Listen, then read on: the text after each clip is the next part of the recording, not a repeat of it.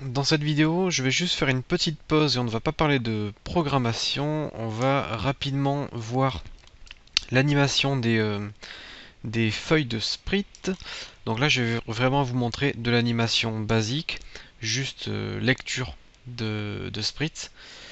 On verra peut-être plus tard comment faire des animations plus complexes avec de la programmation et des animations qui se lancent que en fonction de certaines conditions. Là, dans l'immédiat, je vais vous montrer les sprites. Alors, j'ai donc importé une feuille de sprite avec un oiseau qui se trouve dans plusieurs positions. Et toutes ces positions associées font une animation. Donc là, comme je suis en mode sprite multiple, j'ai plusieurs images qui ont été découpées. Lorsque je prends mon image et que je la fais glisser sur ma scène, j'ai mon oiseau ici. Si je clique sur play, rien ne se passe car mon personnage n'est pas animé. Alors vous allez voir, c'est assez simple pour animer un objet. Dans un premier temps, on va ajouter un component qui sera l'animator. Donc l'animateur qui se trouve ici dans Add Component, Miscellaneous, et vous avez Animator. Donc là on a ajouté l'animator qui va nous permettre de gérer les animations de notre personnage. On va également donc, bon je vais me mettre dans tuto 2D. Je vais créer un animator contrôleur ici que je vais appeler anim test. Hop. Donc là j'ai créé un animator contrôleur qui va nous permettre donc de spécifier des paramètres pour toutes nos animations. Donc ce anim test, je le fais glisser dans contrôleur ici, et là je vais pouvoir gérer toutes les animations relatives à mon personnage. Donc on a fait un animator contrôleur. L'animator va contenir toutes les animations et l'animator contrôleur va nous permettre de contrôler les animations, l'ordre des animations, etc. Donc voilà, là on est prêt à débuter. Alors je vais ouvrir plusieurs fenêtres. Je vais ouvrir la fenêtre animator qui est déjà ouverte et la fenêtre animation. Donc animator, c'est ici que vous allez faire glisser vos animations, et animation, c'est ici que vous allez créer les animations pour vos feuilles. Alors, pour créer une animation, il faut dans un premier temps créer un nouveau fichier qui va contenir les informations de l'animation. Pour cela, vous pouvez cliquer soit sur Add Keyframe ici, soit ici Create New Clip. Donc là, vous avez un petit rectangle vide, Create New Clip. Donc je vais l'appeler par exemple Anim 1. J'enregistre. Ici, j'ai mon animation 1 qui a été créée. Donc je suis en mode Dop Cheat. Vous avez soit Curves, soit Dop Cheat. Ici, je me mets en Dop. Donc là, je sélectionne l'objet que je veux animer. Moi, c'est l'oiseau ici. Et je vais cliquer sur le petit rond rouge ici pour démarrer l'enregistrement de mon animation. Et là, je vais pouvoir venir, en fait, tout simplement récupérer ici toutes les images qui correspondent à mon oiseau. Alors, je sais pas si je peux toutes les prendre d'un coup, je vais essayer. Ouais, ça a marché. Vous pouvez prendre toutes les images d'un coup et les faire glisser déposer ici. Et là, j'ai mon animation qui est prête. Alors, elle doit être un peu rapide. Ouais, elle est très rapide. Ah, c'est pas grave. Je vais faire CTRL Z et je vais mettre les animations une à une. Alors, combien de temps on va faire durer le truc? On va le faire durer 1 seconde, je pense. Ouais. Donc, je remets en mode enregistrement. Et je vais prendre ma première image, je la fais glisser à 0. Je prends la deuxième, je la fais glisser à 0,05. La troisième, je la fais glisser à 0,1. Bon, ainsi de suite, hein, vous avez compris le principe. Vous pouvez faire glisser 1, 2, 3, 4, 1, 2, 3, 4. Voilà, vous pouvez faire glisser toutes vos animations de cette façon. Hop.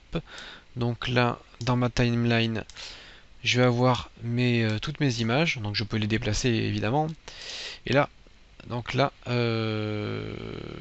qu'est-ce qui se passe? Je vais cliquer sur ma feuille. Hop.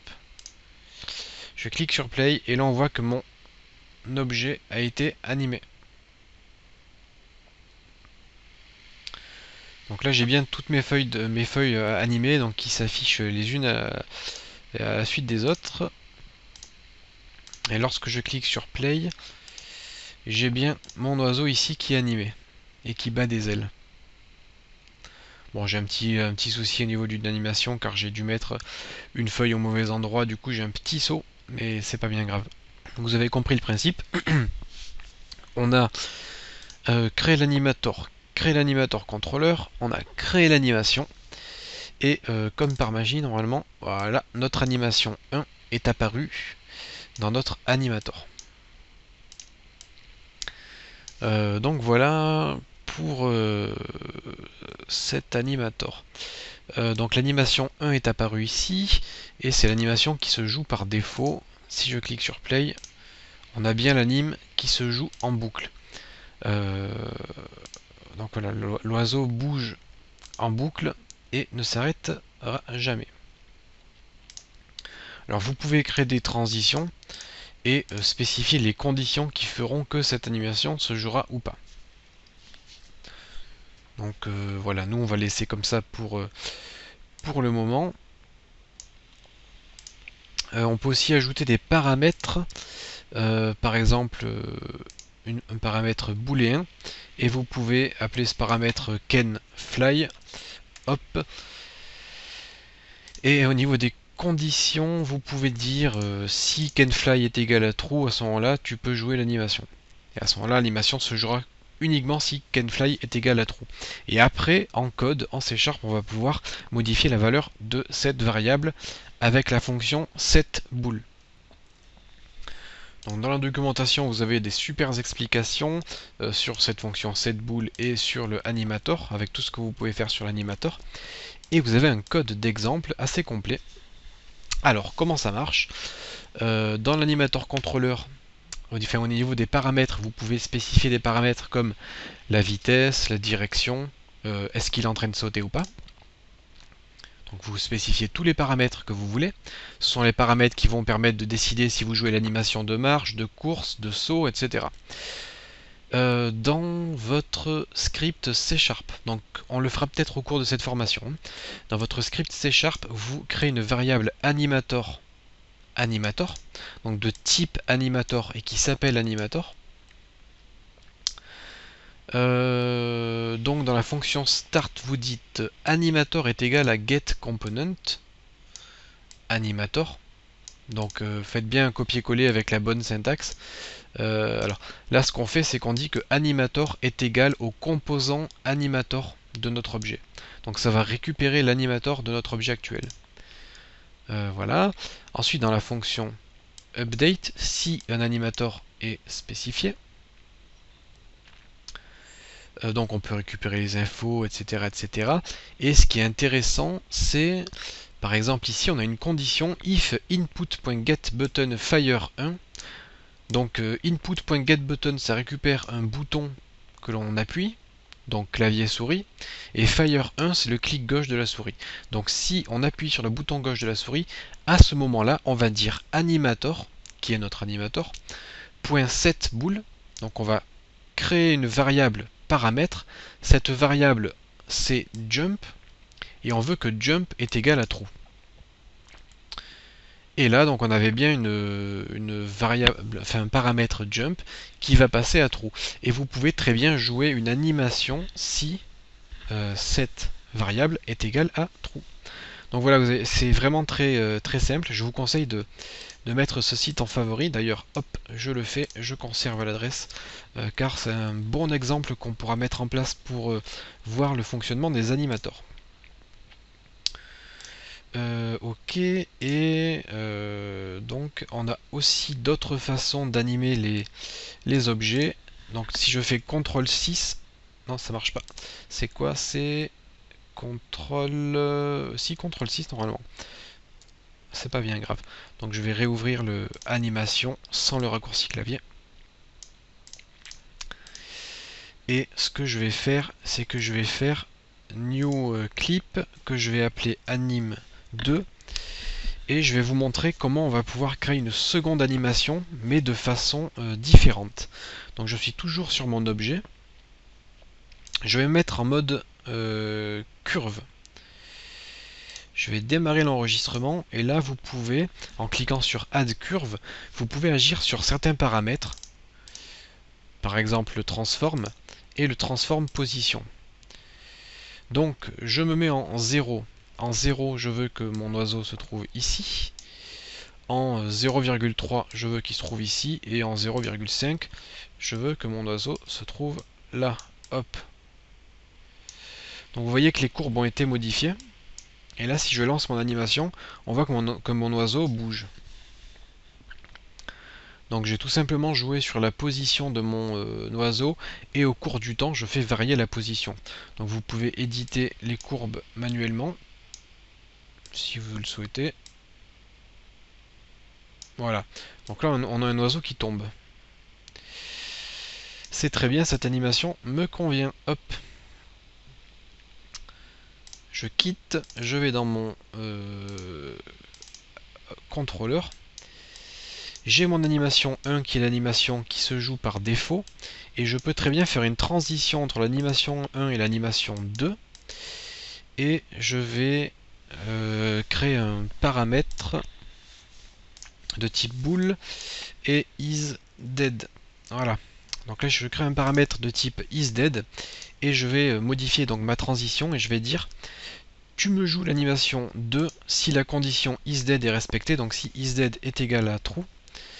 À ce moment-là, on joue l'animation 2. Alors je vais essayer de mettre l'animateur à l'extérieur. Donc là j'ai mon animateur à l'extérieur. On voit que c'est l'animation 1 qui est jouée. Et je vais cliquer sur isDead. Tac, poum, mon oiseau tombe. Donc l'animation isDead doit se jouer qu'une seule fois, bien sûr, hein, pas une infinité de fois. Mais on voit que dès que je passe en isDead, mon oiseau tombe. Bon là il y a juste un truc qui va pas, c'est que je dois faire une transition inverse qui dit par exemple exit time. Donc une fois que l'animation isDead a fini d'être jouée, tu retournes sur l'animation 1. Bon, nous si on veut faire un petit code qui fait que notre oiseau tombe lorsque il meurt, on va devoir créer un script. Donc un script C#, comme je vous l'ai dit, avec l'animator. On récupère l'animator et on crée une vie à notre personnage. Et ensuite, si la vie est égale ou plus petite ou égale à 0, on dit animator.set bool isDead égale true. Et à ce moment-là, l'animation se jouera automatiquement. Donc là, ça sera votre petit exercice. Je vous laisse le faire en suivant ce script hein, qui est très simple à comprendre. Dans la documentation Unity 3D, manuel, et là vous avez animation parameters. Donc elle est très facile à retrouver cette page. Vous tapez animation parameters Unity 3D sur Google et vous allez tomber sur cette page. Donc voilà au niveau des animations et des animators. Donc les voitures sont animées de cette façon. Vous pouvez afficher le... Voilà, donc la voiture en fait, c'est simplement un objet. Donc la voiture n'est même pas animée. Ce ne sont que les roues qui sont animées. Je sais pas où est-ce qu'on peut le voir là. Bon en fait, dans l'application de base, il y a juste les roues qui sont un petit peu animées et le bus qui bouge un peu de cette façon. Tac, juste, ils font une petite rotation pour donner un effet d'animation. Donc vous savez tout maintenant sur l'animation des sprites dans Unity 3D. Donc là on a mis en place juste le petit oiseau pour voir le fonctionnement. Et dans la prochaine vidéo, nous allons continuer d'apprendre la programmation et nous allons utiliser nos connaissances de translation pour faire défiler le décor ainsi que pour créer un décor infini.